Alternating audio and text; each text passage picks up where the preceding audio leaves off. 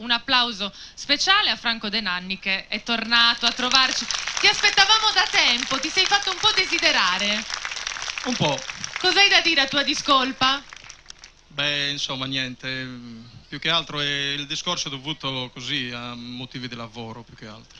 Va bene, siamo contenti che sia arrivato e soprattutto che sei in questo bel posto che ti accoglie sempre con grande calore. Bentornato a Franceschino De Muru. Bentrovati, è una platea stupenda, a dir poco. Veramente magnifico cantare qua.